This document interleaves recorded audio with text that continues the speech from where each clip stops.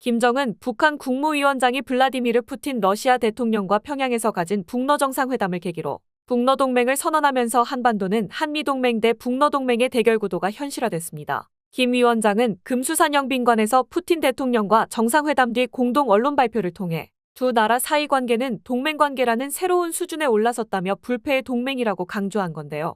푸틴 대통령 역시 양측이 서명한 포괄적 동반자 협정은 한쪽이 침략당할 경우 상호 지원을 제공한다며 한반도에서 전쟁이 터지면 러시아가 개입할 것임을 암시했습니다. 이는 반대로 우크라이나와 전쟁 중인 러시아에 북한이 적극적으로 개입할 것을 뜻하는데요. 이러한 시나리오가 현실화한다면 우크라이나 전쟁의 파장이 한반도에 직접적으로 다가올 수밖에 없습니다. 다만 김 위원장이 북러 동맹을 거듭 언급한 것과 달리 푸틴 대통령은 동맹이라는 표현을 쓰지는 않았는데요. 세르게이 라브로프 러시아 외무장관은 20일 한쪽이 공격당할 경우 다른 쪽은 유엔 헌장 51조와 러시아와 북한의 국내법에 따라 모든 필요한 지원을 제공한다는 것이라며 방어적인 입장일 뿐이라고 선을 그어 지나친 해석을 자제해달라고 말했습니다. 하지만 러시아 측의 이 같은 주장에도 북러의 예상을 뛰어넘는 밀착은 한반도는 물론 동북아와 국제안보에 큰 파장을 미칠 수밖에 없었는데 이미 푸틴 대통령은 협정에 따라 북한과 군사기술 협력을 진전시키는 것을 배제하지 않겠다며 군사 분야 협력을 확대하겠다고 못 박은 상태고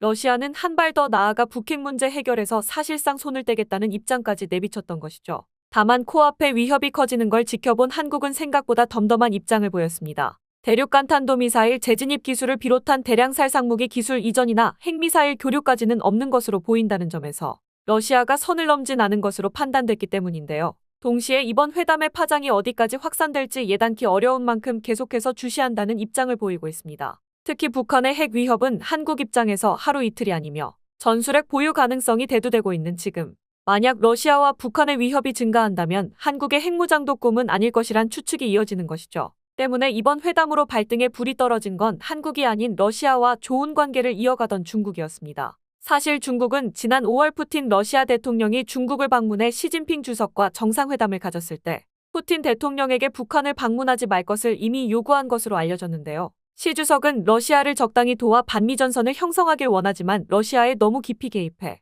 미국을 비롯한 서방을 적으로 돌리는 무리수를 두길 원치 않았기 때문입니다. 중국은 성장 둔화를 극복하고 세계 2위 경제대국의 지위를 유지하기 위해 외국인 투자와 관광객이 필요한데 미국을 비롯한 서방과 정면으로 맞서면서 목표를 달성하는 건 불가능했던 것이죠. 또한 북한이 계속해서 핵 개발에 몰두하는 것도 떨떠름하게 여기고 있었는데 북한의 도발은 한국이 일본과의 악연을 뒤로하고 한미일 동맹을 더욱 공고히 하는 부작용을 낳았고 미국의 전략자산이 한반도에 추가 배치되는 것은 물론 동아시아 나토 결성으로 이어질 수도 있기 때문입니다. 하지만 북한과 러시아의 회담으로 중국이 우려하던 일이 터졌고 이대로 동아시아 나토가 결성되면 중국을 향한 압박의 강도가 이제까지와는 차원이 다를 수밖에 없었는데요. 특히 지금껏 우방국이었던 러시아와 북한이 제 살 길을 찾아 중국을 등한시하게 되면 말 그대로 중국은 전 세계를 상대로 완전히 고립된 상태가 됩니다. 때문에 지금 중국은 다급하게 한국의 긴장감을 완화시키기 위해 총력을 다해야 하는 상황인 것이죠. 하지만 중국은 생각지도 못한 난관에 부딪히게 됩니다.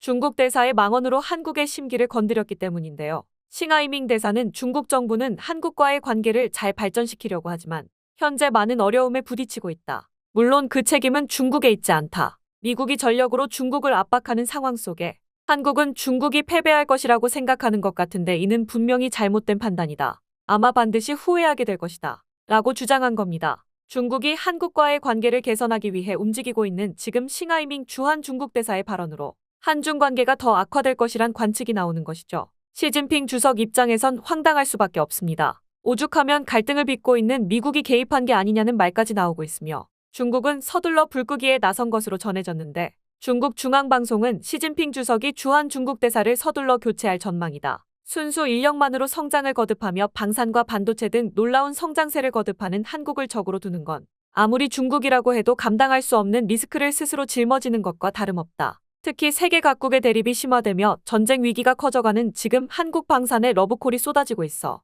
그들과 척을 진다면 한국의 우호적인 모든 국가를 적으로 맞이해야 할 수도 있다. 라며 우려를 나타냈습니다. 다만 중국이 한국에 바라는 게 많은 것과 반대로 한국은 중국에 원하는 게 없어 중국이 매력적인 협상 카드를 꺼내지 않는다면 양국의 관계가 개선될 가능성은 희박한데요. 북한과 러시아가 각자 도생의 길로 접어들며 중국과의 거리감을 드러낸 지금 한국과도 갈등의 골이 깊어지며 중국의 고난은 이제부터가 진짜라는 전망이 이어지고 있습니다.